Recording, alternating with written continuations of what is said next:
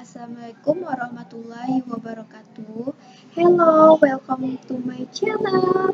Perkenalkan, nama saya Milva Rosalinda dengan NIM 20017100, Prodi Sastra Indonesia, mata kuliah Sejarah Sastra Indonesia.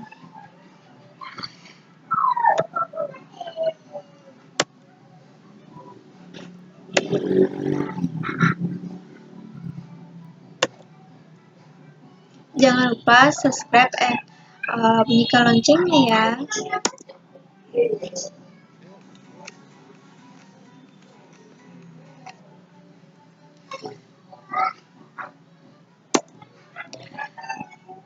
Baiklah, saya akan mempresentasikan unsur intrinsik dan ekstrinsik pada cerpen Robohnya Surau Kami.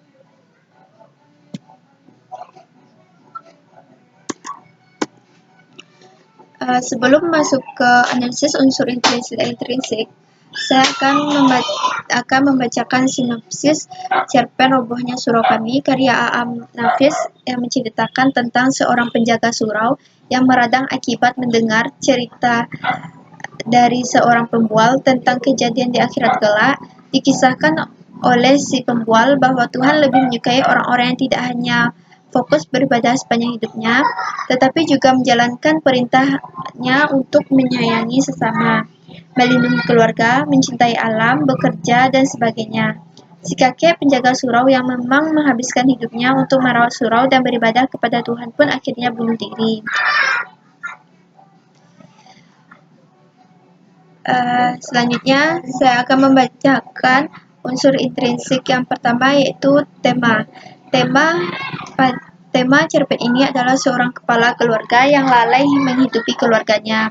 Yang kedua, alur. Alur cerita ini adalah alur mundur karena ceritanya mengisahkan peristiwa yang telah berlalu, yaitu sebab-sebab kematian kakek Garin.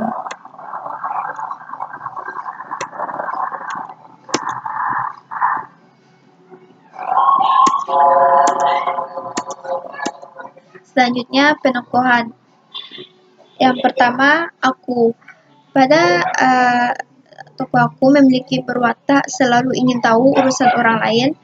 Tokoh yang kedua, Ajo Sidi, memiliki watak suka membual. Yang ketiga, kakek Garin memiliki watak mudah percaya omongan orang lain, rajin ibadah dan hanya memikirkan diri sendiri sehingga ia tidak mengingat anak dan istri serta pendek akal. Yang keempat, Haji Saleh memiliki watak lalai dan terlalu mementingkan diri sendiri. Yang kelima, Teman Haji Soleh memiliki watak terlalu mementingkan diri sendiri. Selain dari tokoh-tokoh di atas, terdapat tokoh lain yang mana hanya sebagai tokoh pendukung seperti istri si tokoh aku dan istri Ajo Sidi.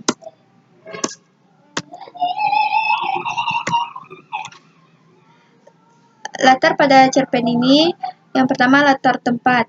Latar tempatnya di kota kelahiran si tokoh aku, di dekat pasar, di surau Neraka, dan di rumah Ajo Sidi serta rumah si tokoh aku. Latar yang kedua itu latar waktu, yaitu beberapa tahun yang lalu, sekali 6 bulan, sekarang pada suatu waktu besoknya tadi subuh. Latar yang ketiga, latar suasana, yaitu mengesankan, muram, panas, dan hampa. Latar yang keempat, latar sosial, yaitu dari cerpen ini tampak latar sosial berdasarkan usia, pekerjaan, dan kebiasaan atau cara hidupnya. Unsur intrinsik selanjutnya yaitu sudut pandang. Pada sudut pandang cerpen ini menggunakan sudut pandang orang pertama karena di dalam cerpen Robohnya Surau Kami, pengarang memposisikan dirinya dalam cerita ini sebagai tokoh utama atau akuan. Selain itu, pengarang pun berperan sebagai tokoh bawahan ketika si kakek bercerita tentang Haji Soleh di depan tokoh aku. Unsur intrinsik yang selanjutnya, gaya bahasa. Majas yang digunakan dalam cerpen ini diantaranya majas alegori karena dalam cerita ini cara berceritanya menggunakan lambang, yakni tokoh Haji Saleh dan kehidupan di akhirat, atau lebih tepatnya menggunakan majas parabola karena majas ini berisikan ajaran agama, moral atau suatu kebenaran umum dengan menggunakan ibarat. Majas ini sangat dominan dalam cerpen ini.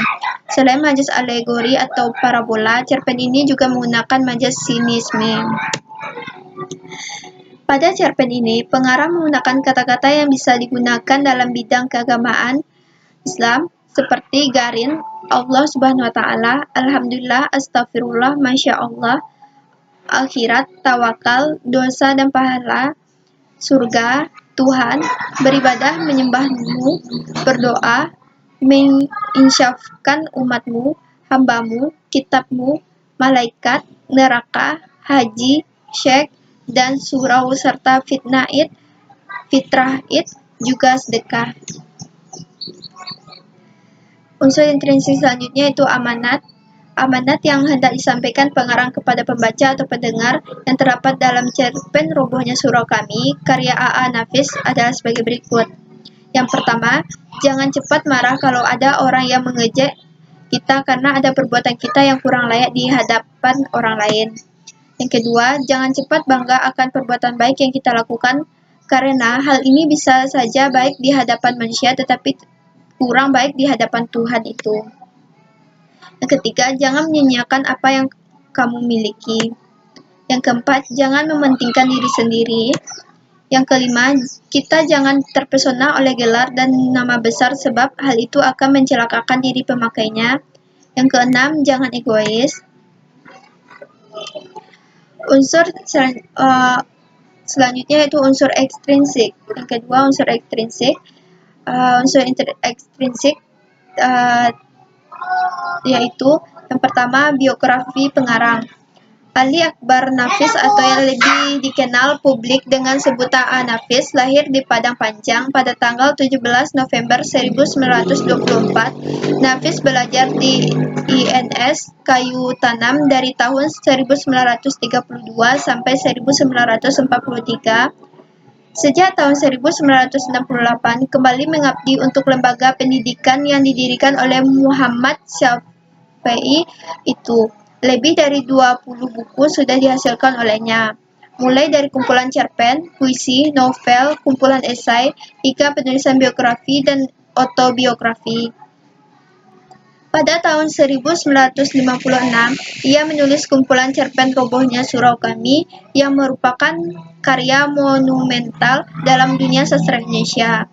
3 bukunya yang diterbitkan Gramedia adalah kumpulan cerpen Robohnya Surau Kami, Bertanya Kerbau pada Pedati, dan novel Saraswati. Unsur ekstrinsik selanjutnya yaitu nilai-nilai yang terkandung pada Robohnya Surau Kami. Yang pertama, nilai sosial. Rasa atau sikap sosial masih ada walaupun cukup sedikit. Hal tersebut dapat dilihat dari sifat ikhlas kakek dalam membantu terhadap tetangga-tetangganya. Yang kedua, nilai budaya. Pola pikir yang kurang berpendidikan membuat kakek salah dalam mengambil keputusan. Tidak ada keinginan untuk hidup lebih baik dan berkembang. ADHD yang menyebalkan. Begitu diceritakan betapa mulut besar dirinya, banyak omong, pembual. Dalam cerita ini jabarkan perkataan ADHD panjang lebar yang jelas menyindir. Selain itu, nilai budaya pada cerpen ini yaitu kita harus menjalankan segala perintah Tuhan dan memegang teguh nilai dalam masyarakat. Yang ketiga, nilai moral. Kita sebagai sesama manusia hendaknya jangan saling mengejek atau menghina orang lain, tetapi harus saling menghormati dan membantu. Yang keempat, nilai agama. Kita harus selalu melakukan kehendak Allah, akan tetapi juga melupakan kehidupan dan hal lainnya. Selain itu, nilai agama yang terdapat pada cerpen ini yaitu jangan melakukan hal yang dilarang olehnya, seperti bunuh diri, mencemooh, dan berbohong. Yang kelima, nilai pendidikan. Kita tidak boleh putus asa dalam menghadapi kesulitan, tetapi harus selalu berusaha dengan sekuat tenaga dan selalu berdoa. Itulah hasil dari presentasi saya. Jika ada kata-kata yang salah, saya mohon maaf. Saya akhiri dengan Assalamualaikum warahmatullahi wabarakatuh.